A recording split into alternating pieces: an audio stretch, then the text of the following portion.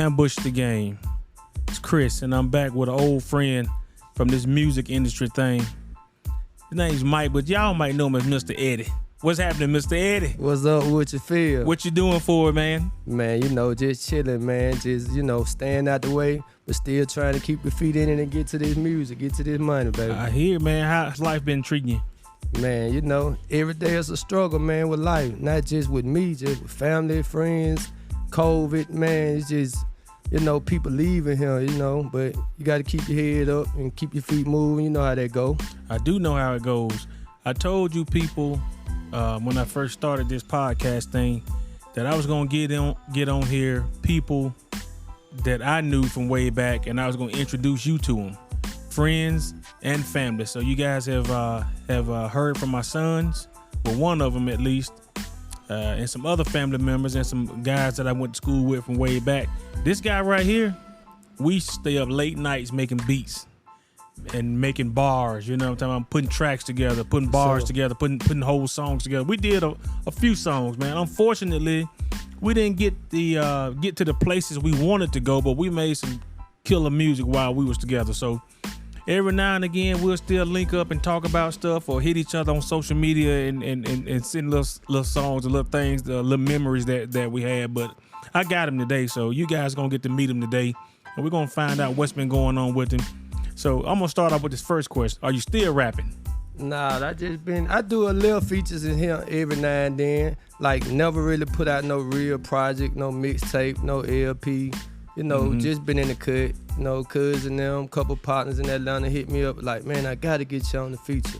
I've been, doing a lot of little features, but I've been really thinking about it. I told my son, he's starting to do music now. So I said, hey, man, we might have to drop us something together. Cause I don't think it been no father and son that didn't drop no real bars and like just real bars. I'm talking about, P and Romeo, they did it. But I was sitting, when you said that, I was sitting there thinking about, have I ever heard of a father and son team?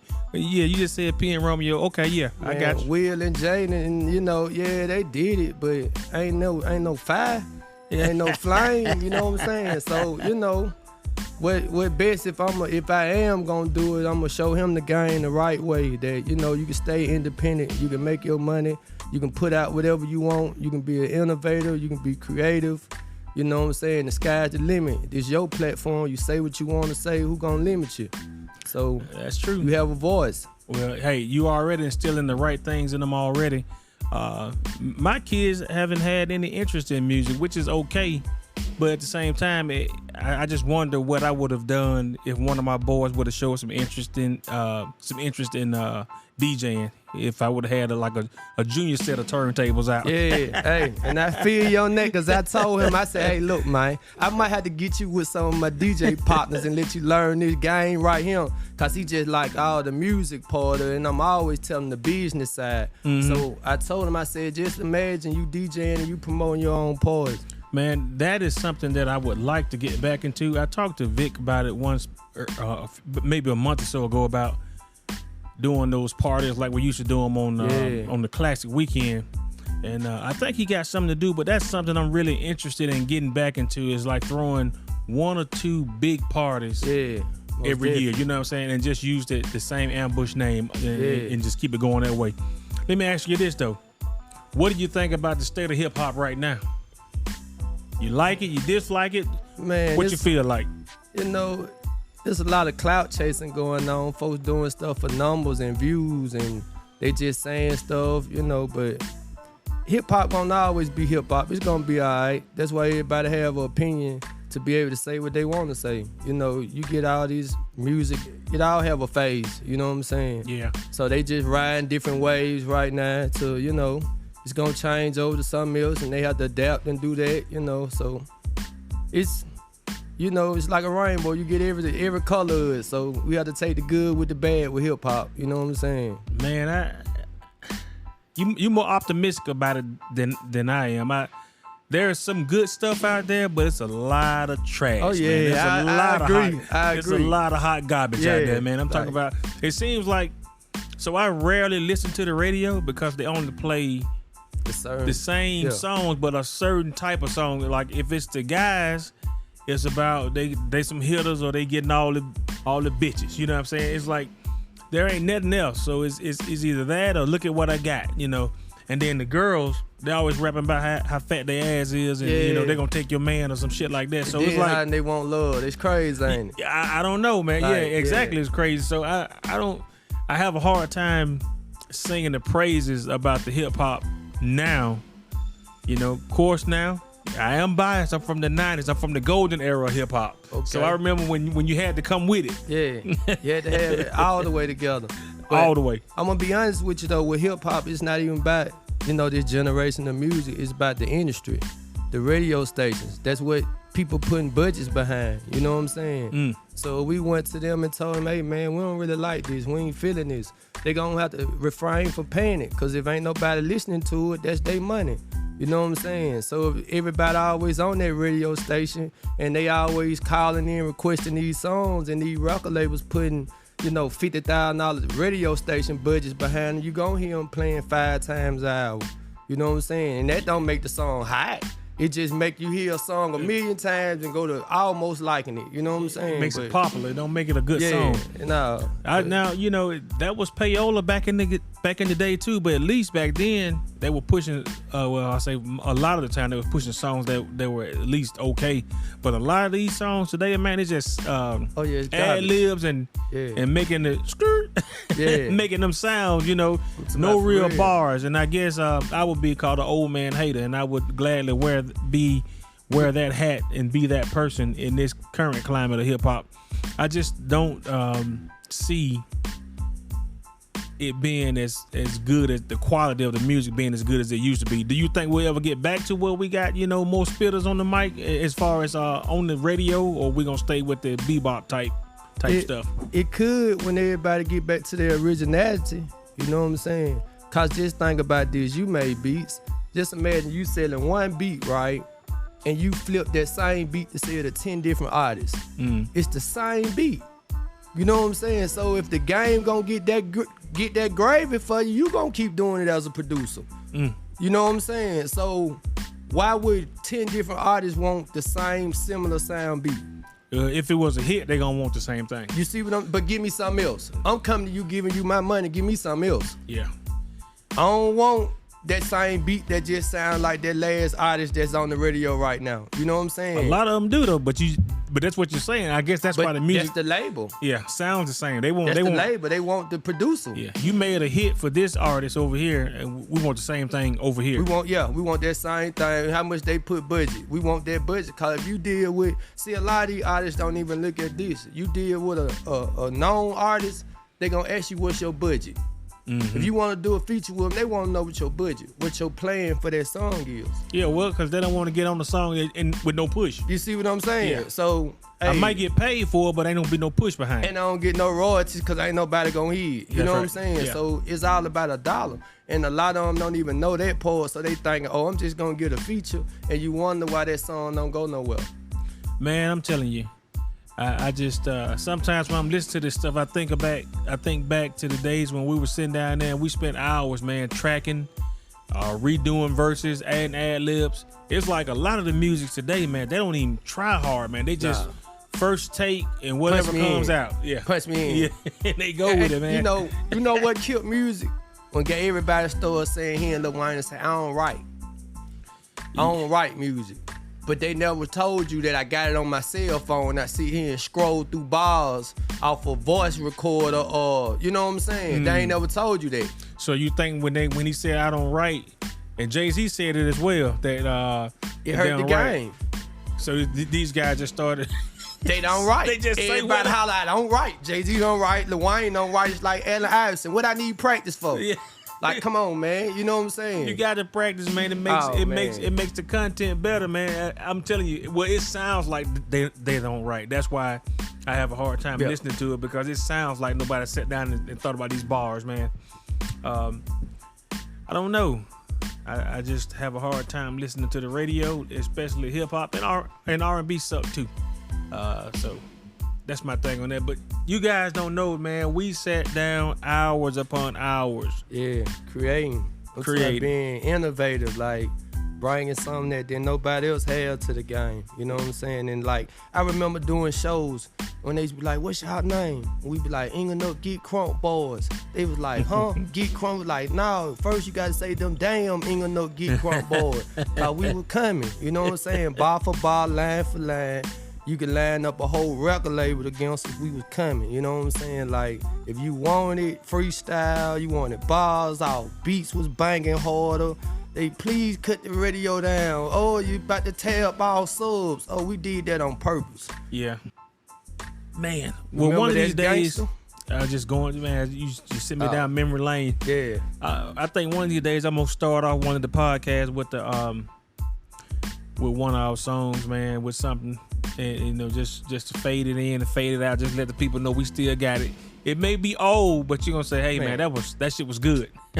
I had rappers out in Atlanta that's known rappers try to get on features, and I was like, nah, we ain't ready. We just, you know what I'm saying? They was like, man, and I used to always tell them, whatever artist that you got put out a song and you think the hardest, put this in there. Man, I'm telling you, and it'll knock. I guess one thing about it that is has reigned true for a lot of people in our city is that at the time, and I don't know what it looks like now, but at the time, Birmingham had a hard time getting together behind its local artists and getting them out there. It was a lot of artists out there, man. My whole time that I was in the game, there was a lot of good artists out there putting music together, but Birmingham just wasn't the scene for that. It had more back in the late 90s. I think it had more of an alternative rock scene that was pretty damn good, because we've had some alternative guys to go on to do big things, but never really no rappers that I could think of right off the top that went big from Birmingham. I mean, big. We had one that won a Grammy.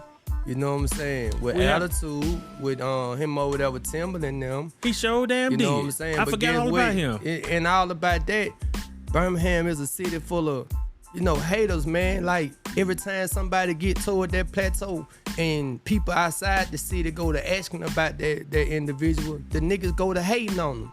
You know what I'm saying? Instead of, oh, hey, man, PG, I heard he doing good. Man, ain't nobody fooling with PG. Man, he a buster. Man, he ain't no street dude. He ain't this. Man, it shouldn't even be that. It should be like, man, yeah, I done heard of him. I don't know him. But from what I heard and seen, he look like a cool dude, stand-up guy. And people are gonna keep rocking with you. You know what I'm saying? When these people go to throwing dirt on your name, way from Atlanta, and they from Birmingham, but somebody in Atlanta talking about, PG ambushed the game, and this man's supposed to have a quote-unquote name in Birmingham. Yeah. He throwing dirt on your name and stain your name before somebody even acquaintedly met you.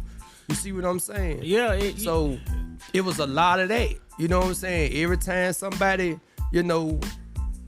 felt like this person, him good, and he on the radio, he gonna be up. You hear a lot of hating. Cause I travel and I know a lot of people in different states. And that's the first question they ask. What about such and such in your city? I heard he, I don't hate on no man. I'm like, hey, he got a little buzz going. You rock with him? Nah, my people don't rock with him, but Yeah.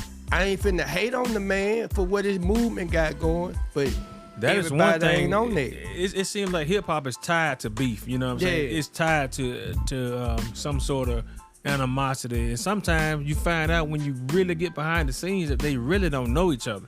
It's just that people think that there can only be one. This is not Jet Li, man. It could be more than one. So you could be a buzz, and then what if you got with somebody else that was buzzing, and man, y'all created something magical. Now everybody's on. Man. But that's been the mentality here in Birmingham. I'm sure it's the same thing in other places too, where people don't stick together, especially with this rap shit. So what would it take to, or do you think would you get back in the game, or do you think you're too old for the game and the game has passed you by? Nah, I feel like like I said, I still do features every now and then, but I was always told good music has no age. Okay. You know what I'm saying? Like, people don't know I actually can play a saxophone, like real good. You know what I'm saying? So I even been dibbling with that with AP son. You know what I'm saying? Working on some, So, like, that's been one of my things too. Put a horn on top of hip hop beat. You know what I'm saying? Might say the track, might that, you know, let somebody else rap on the track, might write the track for somebody. You know, I always been one of them kind. I always, you know, got my hand in creativity. When other people writing and rapping, I might write a couple bars, get them a hook, you know, get my name on stuff that way. You know what I'm saying? So I always had my hand in it. So you think ain't seen me. You would be okay then with being behind the scenes? You don't necessarily have to be the front man. Oh, most definitely. I don't want the stage. You know what I'm saying? I don't want the stage. Like, not at all. They don't, remember we told them back in the day, they don't pay us enough for the stage. Yeah. You know what I'm saying? I'm like Jay-Z, pay me for the seats at the door. You know what I'm saying? But to be on the stage and you run me, I run this city, this city, this city, this city, nah. You know what I'm saying? I think that's what put a style on me with music. It had to be a family man, deal with so much on my shoulders, so I couldn't really be gone that long. You know what I'm saying? You on a 6-month tour, nah, you know what I'm saying? Yeah, but some people say that is what brings the money home. But you know, unfortunately, I never got to see that either. Done a few small dates, but nothing like that. I would have loved to see what tour life is like. But now looking back at it in hindsight, yeah. I think when we stopped, I think we was right at that level. You know what I'm saying? Yeah. Like, but it would have been sacrificing 6 months away from our family and our kids at the time when it was. I think that's more what it was. You know what I'm saying? Listening to, you got to get a job, you got to this and this, instead of, man, if we would have hit that road and got that money, man. Yeah. That bag was out there.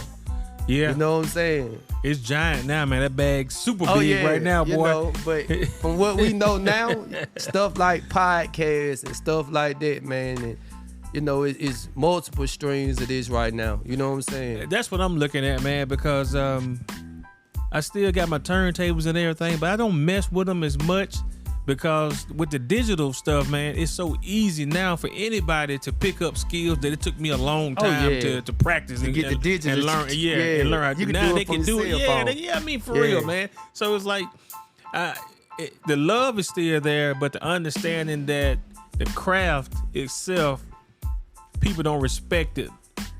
Not all, I ain't gonna say not all people, but a lot of people don't respect it if you didn't come from that era or that time. You know what I'm saying? So I still got a love for the spitters, the real spitters, the backpackers as they call them today. Yeah. The DJs that used to work 1200s. You know, the digital DJs today, they pretty good, man. But you know, I come from a era where you had to actually pull the wax out. Man. You had to icky. Yeah, that's right. You know what I'm saying? I remember y'all did a show at the Alabama Theater. Or it was either the Carver Theater. Yeah. And when you came out with that butter, you whipped that cool breeze on. I said, oh man, I was standing not too far from the people that were judging. Yep. I said, oh man, how could a man not win? They brought their own. We was the only one down there with it, and we did not win. You know what I'm saying? We did not win. But there shows. We even used to bring our own smoke machines out, our own foggers. Yeah. We had our own lights. We came. Yep. You know what I'm saying? And I think we were just a little too much for people at the time. I think they weren't ready. I think it may be some truth to that. If we would have, I guess, dumb it down some. Nah, we couldn't. But that was just, you know, that was a presentation before a presentation. You know what I'm saying? It was like when people say what your stage presence was like with this hours, and it was like, hey, is they doing too much? No. We was giving the show. We was giving them what they came to see. We was giving them what a major artist was offering at a local level. Yeah, I think so. I mean, but we studied the game, right? So we were trying to make sure we was right. We did every track individually. We balanced them out. We toned. I mean, we did everything. Right. We were ahead of our game. But what does life look like for you now, man? Being, you know, I heard you mention your son and whatnot. You just I'm sure it's not just hip hop. You listen to other music as well, right? Man, I listen to about, a little bit all of it. Like I said, with playing the instrument and being in the band, it's like nothing I can't listen to. I just don't listen to that. Yeah, why I can't get into that. It like give me a headache. But you know, I had a couple partners that got into that type. You know what I'm saying? I went and seen a couple of them type shows. Mm-hmm. They taught me one thing: don't get in the mosh pit and don't get hit with the water. You know, so you know, I thank them for that free game. But nah, it ain't nothing that I can continuously, you know, go and listen to. You know what I'm saying? But like, I just like music. You know what I'm saying? Like, a good song is a good song. You know what I'm saying? So That's true. No matter who they, you know, I listen to some Caribbean music, you know what I'm saying? Like, you know, French rappers, Europe, you know, if you make a good song and nice concept, you know, I can feel it. Now, see, that's one thing I think I've been blessed with is I always had a ear for a good ear for music. Yeah. So I, you know, not saying that I made the best beats. I'm saying as far as being a connoisseur of music, I love music. Yeah. And I can listen to all kinds. And now I remember back in the days where I couldn't, right? But it took me getting out of Birmingham and I guess being in the Navy, really. Yeah. And to get exposed to different kinds and see how that music moved them. And I was like, oh, okay, that does to them the same way Southern rap used to do to me. Yeah. It's the same thing. Yeah. So, you know. So you feel it. So, you know. And yeah, the older I've been getting, I've been thinking of that too. So, like, even just doing like techno music, doom, doom, doom, doom. I go to them clubs, I see, like you said, I see them people be moved by that. Mm-hmm. I just seen a crowd of 10,000 people move to just a drum kit, do, do, do. And I you said, think, man, that's powerful. Man, it is powerful because initially I would think, man, all those songs sound the same. But for them, yeah. They throw a guess what? You don't know if that person black, white, Latin. You don't. They throw a cartoon. I told my cousin they throw a cartoon emoji for a video. You know what I'm saying? When they realize they black, these people don't care. They just love the song by now. Yeah, they just love you know what I'm saying? And with me, I always contemplate that, like, man, will people think that he's doing it just for the numbers or the likes or the views? Nah, it's actually I love music. It seems like, man, see, you just made me think. It seems like anything black, music, or anything creative, it has a different way it has to be accepted. Yeah. Right? The way we accept it isn't always the way that the larger America accepts it. They accept it more easy. Openly, yeah. We are way more critical. You know what I'm saying? I did that. All the drag queens love that song. Who cares? All the white people love it. All the foreigners love it. Is it probably 100 million views right now? It's you know, the royalties is forever good. You know what I'm saying? Yep. It's like your own folks be the worst critics until it come back around. Now they own it. You weren't on it at first, you know what I mean? You know, one of my things when you say music was want to be heard in all the Walmarts. You know what I'm saying? Around Christmas time. I told little cuz that we can get some music together. And cause one thing about music, you can go play a Dead Santa Claus instrumental and can't nobody sue you. You know what I'm saying? It's like, that's interesting right there. You feel me? So it's like that's why you see a lot of them make Christmas songs. They can't be sued off a rendition. No. You know what I'm saying? Yeah. So especially if you money. Especially if you make you playing the Santa content, baby. Yeah. You just make a better version of that right there. Oh man, you eating good every year. Oh man, you know what I'm saying? Go up. So that's what I told him, man. My aunt cuz said, man, cuz your mind. I said, I always been, and I told him you have to be. If you only kept your mind in that box, you're gonna be just like the rest of them. Makes you wonder if we should have done that earlier, made just some remixes or something. We probably got sued. Okay. Hey, and you know what's crazy? I said we turn around, throw some of these little hot artists on there right now and sell them. You know what I'm saying? E40 and them turn around and, you know, and say some of y'all want to see about this drill stuff. We invented this stuff, so y'all hop on some of this. You know what I'm saying? So what is little brother doing? What is H doing? Is he still rapping or I know he's doing some other things, but is he still picking up the mic too or no? Man, he do a couple features here and now, drop a couple songs here and now. We drop songs strategic. Mm-hmm. So if you needed something, we putting out the podcast, we'll drop some, you know, and put something together. You know what I'm saying? It's always there. It's like, you know what? That may be an idea, cause the little intro music that I got, that plays in the background. It don't have no bars in it. Yeah. So it may be an idea to get a nice little intro song. That's what's up. See, that's what happened when you link back up. You start getting them creative juices going again, Man, you have that nostalgia going through your head of how it used to be. You know how you sit down there. I mean, guys, you guys don't know. It's been late nights, many a late nights trying to put songs together with this man right here. So it's good to have him on and go back down memory lane a little bit. And hopefully this won't be the last time you guys hear him on the podcast.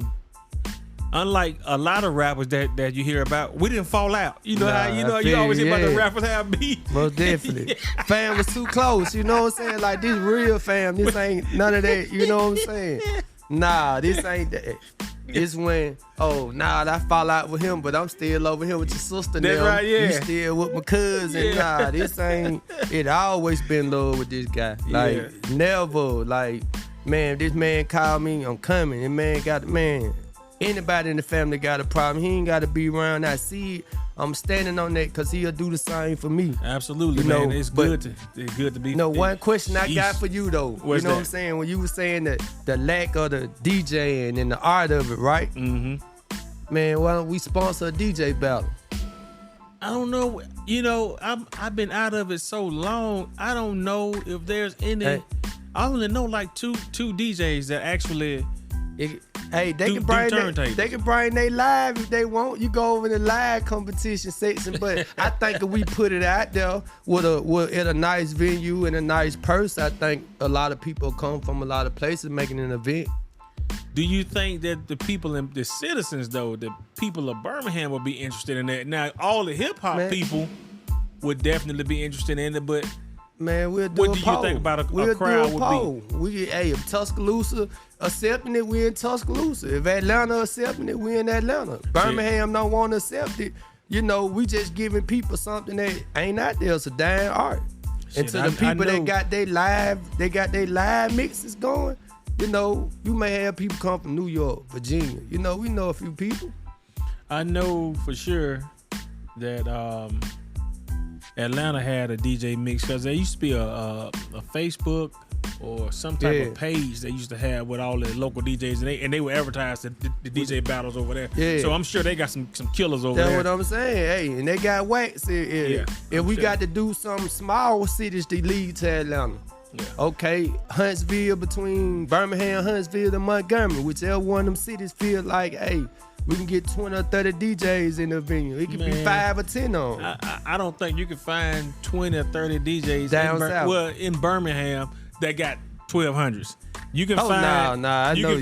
That's why I said it got to be a local thing. It got to be. We looking statewide. You know what I'm saying? And we just doing a city. You know, like you said, statewide. What you maybe can find 10, 20 statewide. I'm telling you, you'd be hard pressed. You know, like I said, I've been out of the game for a long time, so I don't know this for a fact, but I just feel as though you won't find 20 DJs in Birmingham that actually spin wax. I can believe you that. You can find 100 digital DJs. Yeah, I'm talking about actually they got. Would you say 150? Oh yeah, like most definitely. Like I thought you said 150, like 150 of them. Okay. Yeah, it's probably a lot of those. You know what I'm saying, but. Most definitely, there's not that many that actually do that. So that's why it would be hard to have a DJ. But you put it out there with this social media platform, man. It may have some all coming out of Talladega, Anniston. You know what I'm saying? In some backyard field somewhere, man. I'm talking about for real. And they may feel like, hey, and you know, I just say put it out there because them people will not have a platform with that. You know what I'm saying? Man. That platform is dying. I would love to. I had an idea years ago of. I'm not gonna give too much of it away because somebody might take my idea. But, can't do that online. Yep, we talk about that offline. I think that's something I'm going to revisit here, maybe late this year or early next year if everything go right. You know, with the cash. But yeah, we'll talk about that one. But. Keep that one over there because I got another even easier way to do it with less cash. You know what I'm saying? Like for real. You know what I'm saying? Like, cause the people are always on social. You know what I'm saying? Mm-hmm. And even when we talk about this music right before COVID hit, when bro was in Vegas, we was thinking about like they was doing these verses. How they doing verses now? Mm-hmm. We was trying to get some artists to do like live shows like that pretty much. You know what I'm saying? Mm-hmm. Like when nobody was doing shows, we were gonna pay you. You go get a subscription to see your hottest artist. You know, he got 10,000 people watching. It was almost like pay-per-view. Mm-hmm. And on the live type screen, you had the platform. Then that COVID hit. Then you looked up. You know, they doing verses on TV, and you know, and I was like, man, when you get people in the game that got big budgets, man, I think that's even what happened to us in the game. When people go to, cause around that time, a lot of artists outside the city was coming to Birmingham, stealing all our sounds. You know what I'm saying? I think so. I always seem it seemed to me, you know, people gonna say no, that ain't really happened. But I'm telling you, I promise you, we have done music, and have heard those songs, some similar beat wise and bars and hooks later on, like months later, and be like, man, wait a minute, we just made that same thing. You know what I mean? And they were just in the club with us when we performed and did one of them talent things on the script of somebody else. You know what I'm saying? Mm-hmm. And they coming, oh, we looking for talent. We looking to sign somebody, and I thought about it. How you gonna sign somebody and you ain't even sign yourself? See, if we would have known that then. You know, and then too, sitting out a lot of unsolicited music. I didn't know, okay, when people say, send me your CD, you send it to them. Yeah. They got solicited and unsolicited. Man, I ain't know that. Yeah, man. I sent a lot of unsolicited all the time. You turn a song in and they remake it. Not necessarily remake the same song, but they take the idea, the creative idea that made that song. They take it, and then you don't hear about it till later when the album comes out or the song is played. You like, wait a minute, man, that's a song I let them play. And folk in the world long like, man, that's hot. Man, I love that. I made that first. Like, no, you like, didn't. hold up. They was just in the club with us. We just, it be that type stuff. But every day, man. But you know what, guys, we're gonna let y'all go. I want y'all to make sure you stay tuned in to this pod. I'm going to have more of my friends and my family on here. We're going to talk about more things. We're going to go down memory lane some more. We're going to talk about the future some more. We're going to talk about some more music. And, hey, you guys may even hear an original track with some original bars from a guy right here. And we're going to show y'all how we used to do it. Yeah. So that's what's up. Mike, you got anything for the people before we get out of here? Man, just, you know, I was going back just telling a person about a couple bars, and one of my cousins, he recite that Get Crunk bars. You know what I'm saying? He said, I can teach you a trick of how to turn a square into a penny. You know what I'm saying? He said, hey, I done knocked so many that I was freaking with a little poking skinny. You know what I'm saying? I said, cuz, you wild. He said, hey, man. He said, man, folks went putting down bars. He said that was a visualization for me. You know what I'm saying? So, you know, it's one thing when you got guys come back over 10 years down the line and they still spin bars that you wrote and you never really put out to the world. You know what I'm saying? Because one thing with us, like, we never put it out to make $1. Yeah, so, it's all for the love. So that's why I don't look at it as a failure. You know what I'm saying? We would have failed if, we would have got 10,000 CDs printed up. You know what I'm saying? We pulled back from our time and did our family thing. But now, kids bigger, you learned a lot down the line. You done went through more in life, you know what I'm saying? Shoulders wider, you know. Time for us to come back and ambush the game. Podcast and all. That's what's up, man. I couldn't have said that no better myself. So I'm going to end on that note. Hey, ambush the game. Question everything you think you know.